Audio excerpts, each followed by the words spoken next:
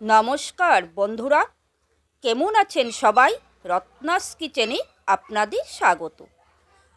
আজ আমি আপনাদের সাথে নিরামিষ একটি রেসিপি শেয়ার করব, ছানার কোফতাকারি। নিরামিষ দিনে আমরা এই রেসিপিটা প্রায়ই তৈরি করে থাকি। তো আজ আমি কিভাবে এই ছানার কোফতাকারি তৈরি করি সেটাই আপনাদের সাথে শেয়ার করব। আশা করি আপনাদের ভালো লাগবে। যদি ভালো লাগে লাইক, কমেন্ট, শেয়ার করতে ভুলবেন না।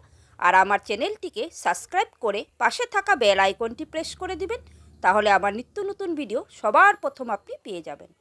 যারা ফেসবুক থেকে আমার ভিডিওটি দেখছেন, যদি ভালো লাগে আমার পেজটিকে ফলো করে দিবেন। তো বন্ধুরা, আজ আমি এই নরম তুলতুলে ছানার কোফতাকারি কিভাবে তৈরি করব সেটাই এখন আপনাদের সাথে শেয়ার করব। চলুন রেসিপিটা শুরু করি।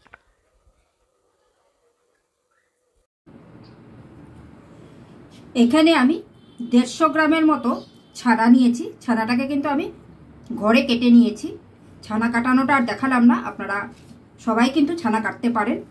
তো এখানে আমি 150 গ্রাম ছানাটাকে খুব ভালো করে কিন্তু জল ঝরিয়ে নিয়েছি। আর মানে খুব বেশি একদম জল ঝরানো যাবে না, তাহলে কিন্তু একদম মানে ঝুরঝুরা হয়ে যাবে ছানাটা, তাহলে কিন্তু কোফতাটা কিন্তু একদম ভালো হবে না। ছানাটা সামান্য একটু ভিজা ভিজা থাকবে, দেখুন। একদম কিন্তু বেশি জল চিপে দিলে কিন্তু একদম ঝুরঝুরা হয়ে যাবে, তখন কিন্তু ভালো লাগবে না, মানে ছানাটা কিন্তু একটু শক্ত হয়ে যাবে। তো এরকমভাবেই ছানাটাকে করতে হবে যাতে ছানাটা একটু সফট থাকে। আর আমি এখানে ছানা কেটে ছানার কোফতা তৈরি করছি। আপনারা চাইলে কিন্তু পনিরটাকেও গ্রেট করে কিন্তু এই কোফতাটা তৈরি করতে পারবেন। পনির কিনে ভালো করে গ্রেট করে নিয়েও কিন্তু এই কোফতাটা তৈরি করা যাবে। এখন আমি এর মধ্যে দিয়ে দেব, এখানে আমি দিয়ে দিব 2 চামচের মতো ময়দা,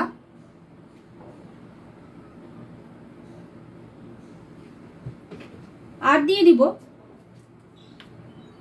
একদম 1 চিমটে লবণ। এই ময়দাটা কিন্তু আমি বাইন্ডিং এর জন্য দিয়েছি। এখানে কিন্তু খুব বেশি ময়দা ব্যবহার করা যাবে না। বেশি ময়দা দিলে কি হবে, কোফতাগুলো ভাজার পর শক্ত হয়ে যাবে আর গ্রেভিটা কিন্তু ভেতরে ঢুকবে না। তো ময়দাটা কিন্তু সামান্য একটু দিতে হবে যাতে খালি বাইন্ডিংটা সুন্দর হয়। এখানে আমি 150 গ্রাম ছানার জন্য 2 চামচের মতো ময়দা ব্যবহার করেছি। এখন এটাকে আমি খুব ভালো করে এইভাবে হাতের সাহায্যে একটু মেখে নেব।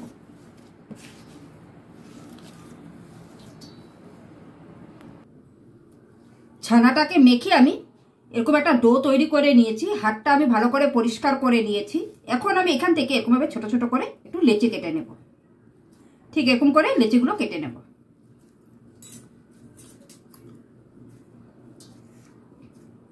এখন আমি হাতের মধ্যে রেখে এটাকে এইভাবে একটু ভালো করে ঘুরিয়ে নেব। ঘুরিয়ে নিয়ে মাঝখানটার মধ্যে এরকম একটু টেপ দিয়ে দিব, দিয়ে একটা কিশমিশ এর ভেতরে দিয়ে দিব। যখন কোফতাটা খাওয়া হবে কিশমিশটা মুখে পড়বে, খেতে কিন্তু বেশ ভালো লাগবে। আবার এটাকে মুখটাকে ভালো করে সিল করে দিয়েছি, দিয়ে আবারও এইভাবে ঘুরিয়ে কোফতার শেপ দিয়ে দেব। দেখুন আমার একটা কোফতা কিন্তু তৈরি হয়ে গেছে। তো আমি এইভাবেই সবগুলো কোফতাকে তৈরি করে ফিরে আসছি। কোফতাগুলো আমার সব তৈরি হয়ে গেছে। দেখুন আমি একটু বড় বড় সাইজ করে কোফতাগুলো তৈরি করেছি। আপনারা আপনাদের পছন্দ মতো শেপ করে কোফতাগুলো তৈরি করে নেবেন। এখন আমি এগুলোকে ফ্রাই করতে চলে যাব। এখানে আমি হিটে কড়াই বসিয়ে তার মধ্যে পরিমাণ মতো সাদা তেল দিয়ে দিয়েছি। আর তেলটা আমার গরম হয়ে গেছে। এখন আমি এর মধ্যে দিয়ে দিব 1 চিমটে লবণ আর 1 চিমটে হলুদ। আমি এই কোফতাগুলোকে সাদা তেলে ভাজবো, আর রান্নাটাও আমি সাদা তেলে করব। আপনারা চাইলে কিন্তু এটা সরষের তেলেও করতে পারেন। এখন আমি এক এক করে কোফতাগুলো দিয়ে দেব।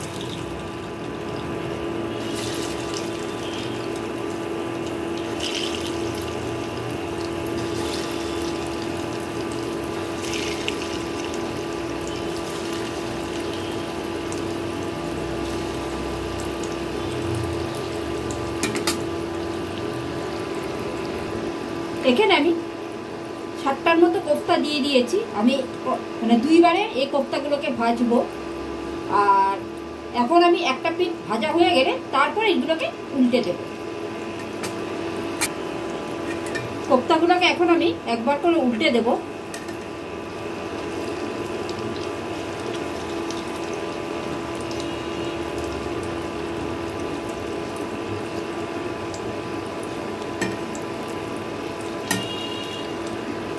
কোপ্তাগুলোকে আমি সব উল্টে দিয়েছি। এখন ওই পিঠটাও এরকম হালকা বাদামি কালার চলে আসলে তারপর আমি এগুলোকে তুলে নেব। দেখুন আমি এরকম লাল করে কিন্তু এপিট উপিট উল্টে ভেজে নিয়েছি। এখন আমি এই কোপ্তাগুলোকে তুলে নেব। ঠিক এরকম কালার করে কিন্তু আমি ভেজে নিয়েছি কোপ্তাগুলোকে। এগুলোকে এখন আমি তুলে একটা সাইড করে রেখে দেব।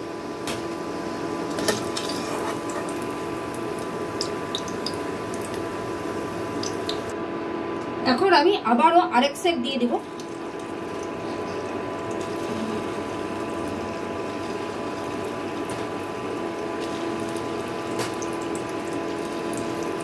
এখন এগুলোকেও আমি কিন্তু উল্টে পাল্টে লাল করে ভেজে তারপর ফিরে আসছি। কোপ্তাগুলো আমার সব ভাজা হয়ে গেছে। এখন আমি ওই একই তেলের মধ্যে আমি দুটো মিডিয়াম সাইজের আলুকে ভেজে নেব।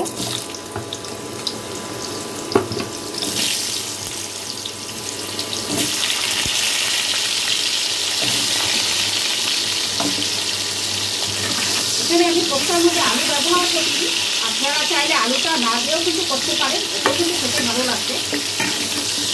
এখন আমি আলুটাকে কিন্তু বেশ একটু লাল লাল করে ভেজে দেবো।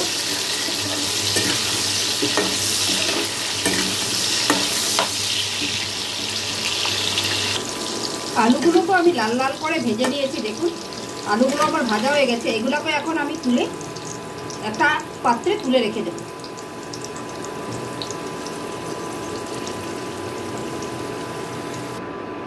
আলুগুলো আমি সব তুলে নিয়েছি। আর ওই একই তেলের মধ্যে আমি কিন্তু আর তেল অ্যাড করিনি, ওই একই তেলের মধ্যেই কিন্তু আমি গোটা জিরে ফোড়নে দিয়ে দিচ্ছি। আর দিয়ে দিচ্ছি দুটো তেজপাতাকে ছিঁড়ে। আর দিয়ে দিচ্ছি এখানে আধ ভাঙ্গা করে একটু গরম মশলা ফোড়নে। এখানে আমি দুটো এলাচ, তিনটের মতো লবঙ্গ আর এক টুকরো দারচিনিকে এইভাবে আধ ভাঙ্গা করে নিয়েছি। এই গরম মশলাটাও আমি ফোড়নে দিয়ে দিলাম। এখন ফোড়নটাকে আমি 2 থেকে 3 সেকেন্ড একটু ভেজে নেব। ফোড়নটা আমার ভাজা হয়ে গেছে, খুব সুন্দর ফোড়ন থেকে কিন্তু একটা গন্ধ বেরিয়ে গেছে। এখন আমি এর মধ্যে দিয়ে দিব, এখানে আমি আদা, টমেটো আর কাঁচা লঙ্কাকে একসাথে মিক্সিতে পেস্ট করে নিয়েছি। এই আদা, টমেটো আর কাঁচা লঙ্কা পেস্টটা আমি দিয়ে দেবো। এখানে আমি 2.5 চামচের মতো দিয়ে দিলাম। এখানে আমি বড় একটা টমেটো আর 3 টুকরো কাঁচা লঙ্কা আর 1/2 ইঞ্চির মতো আদাকে আমি মিক্সিতে পেস্ট করে নিয়েছি। এই পেস্টটা আমি 2.5 চামচের মতো দিয়ে দিলাম। এখন এটাকে আমি একটু কষিয়ে নেব যাতে টমেটো, আদার কাঁচা গন্ধটা চলে যায়। আমি আদা টমেটোটাকে খুব ভালো করে কষিয়ে নিয়েছি। এখন আমি এর মধ্যে একে একে গুঁড়ো মশলা কিছু অ্যাড করে দেব। আমি এখানে দিয়ে দিচ্ছি 1.5 চামচের মতো হলুদের গুঁড়ো, আর দিয়ে দিচ্ছি 2 চামচের মতো জিরের গুঁড়ো, 1 চামচের মতো ধনের গুঁড়ো, আর লাল লঙ্কার গুঁড়ো দিচ্ছি 1 চামচ। যেহেতু আমি কাঁচা লঙ্কা বাটা দিয়েছি তাই আমি লঙ্কার গুঁড়োটা 1 চামচ দিলাম। ঝালটা আপনারা আপনাদের পছন্দ মতো দেবেন। এখন আমি এই শুকনো মশলাটাকে খুব ভালো করে কিন্তু কষাবো। আর দিয়ে দিচ্ছি এর মধ্যে 1/2 চামচের মতো একটু কাশ্মীরি লঙ্কার গুঁড়ো, এতে রংটা খুব সুন্দর হবে কোপ্তার যে কারিটা। আর এখন আমি এটার মধ্যে দিয়ে দিব সামান্য পরিমাণ জল, যাতে মশলার কাঁচা গন্ধটা মানে মশলাটা নিচে পুড়ে না যায়। এখন এই মশলাটাকে খুব ভালো করে কষিয়ে নেব যতক্ষণ না মশলার থেকে তেল ছেড়ে দিচ্ছে।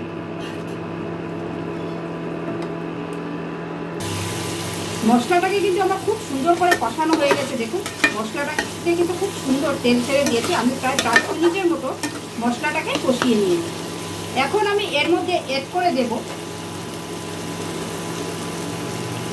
এখানে আমি টক দই, 4 মগজ আর কাজু বাদাম আর পোস্ত, এটাকে আমি মিক্সিতে ভালো করে পেস্ট করে নিয়েছি। এটা আমি 2 চামচের মতো অ্যাড করে দেব।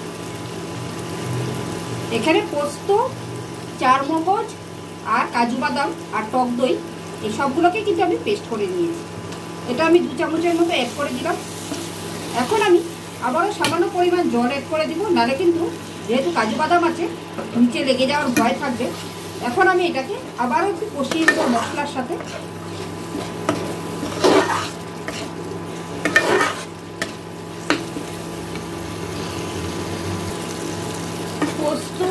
মগজ আর কাজু বাদামটাকে আমার খুব ভালো করে কষানো হয়ে গেছে। মশলা থেকে কিন্তু খুব সুন্দর তেল ছেড়ে দিয়েছে। এখন আমি এর মধ্যে অ্যাড করে দেব স্বাদ অনুযায়ী লবণ। লবণটা কিন্তু আমি আগে অ্যাড করিনি, এখন আমি মশলা কষানোর পরে কিন্তু লবণটা অ্যাড করছি। আর দিয়ে দিচ্ছি 5টার মতো চেরা কাঁচা লঙ্কা। আর দিয়ে দিচ্ছি স্বাদ অনুযায়ী একটু মিষ্টি। যেহেতু নিরামিষ রান্না তাই আমি একটু মিষ্টির ব্যবহার করলাম। নিরামিষ রান্নাতে কিন্তু মিষ্টিটা ব্যবহার করলে কিন্তু এটা টেস্টটা খুব সুন্দর হয়। আর এই কোপ্তা কারিগুলো কিন্তু একটু মিষ্টি মিষ্টি হয়, আপনারা অবশ্যই একটু মিষ্টির ব্যবহার করবেন। যে কোনো কোপ্তার কারিটা কিন্তু একটু মিষ্টি মিষ্টিই হয়। এখন আমি এর মধ্যে অ্যাড করে দিব গ্রেভির জন্য জল।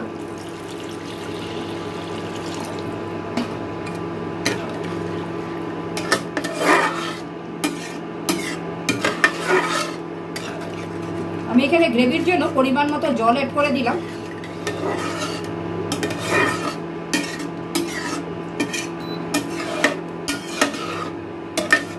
এখন আমি গ্রেভিটাকে ফুটতে দেব। গ্রেভিটা কিন্তু আমার ফুটে উঠেছে। এখন আমি এর মধ্যে অ্যাড করে দেব ভেজে রাখা আলুগুলো।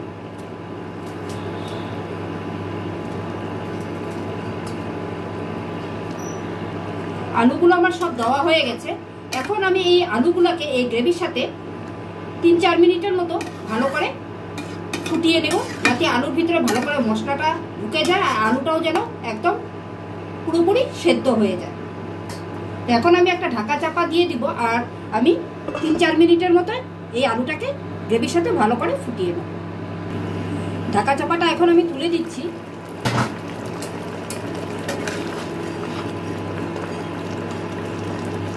আলুগুলো কিন্তু আমার পুরো সেদ্ধ হয়ে গেছে। এখন আমি এখানে ভেজে রাখা কোফতাগুলো দিয়ে দেব। আর এই কোফতাগুলো দিয়ে কিন্তু আমি বেশিক্ষণ ফোটাবো না, কোফতাগুলো দিয়ে আমি 1 মিনিটের মতো ভালো করে ফুটিয়ে নেব।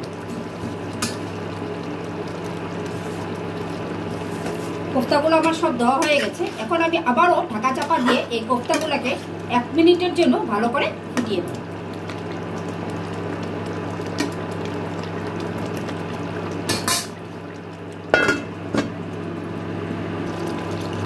আমি 1 মিনিটের মতো এই কোফতাগুলোকে দিয়ে ভালো করে ফুটিয়ে নিয়েছি আর ঢাকা চাপাটা আমি তুলে দিয়েছি। এখন আমি গ্যাসের হিটটাকে এখন আমি বন্ধ করে দেব।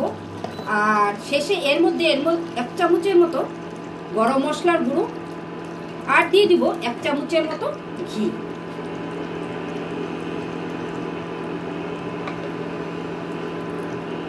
আমি এখানে 1 চামচের মতো ঘি আর 1 চামচের মতো গরম মশলার গুঁড়ো অ্যাড করে দিলাম। এখন এটাকে আমি ঢাকা চাপা দিয়ে আরও 2 মিনিটের মতো স্ট্যান্ডিং টাইমে এইভাবে রেখে দেব। এতে কি হবে, গরম মশলার ঘিয়ের ফ্লেভারটা খুব সুন্দর করে কিন্তু ঢুকে যাবে এই কোফতার মধ্যে আর গ্রেভির মধ্যে। তো বন্ধুরা, আজকের আমার এই ছানার কোফতা কারি আপনাদের কেমন লাগলো অবশ্যই আমাকে কমেন্টস করে জানাবেন। সম্পূর্ণ একটা নিরামিষ রেসিপি, আমাদের বাঙালিদের কিন্তু খুব প্রিয় একটা রেসিপি আর আমরা নিরামিষের দিনে প্রায় এটা করে থাকি। তো আজকের এই রেসিপিটা যদি আপনাদের ভালো লাগে অবশ্যই একটা লাইক আর কমেন্ট করতে ভুলবেন না। তো আজকের এই ভিডিওটা আমি এখানেই শেষ করছি। আপনারা সকলেই সুস্থ থাকবেন, ভালো থাকবেন। আবার একটা নতুন ভিডিও নিয়ে আপনাদের সাথে আমার দেখা হবে। Thank you.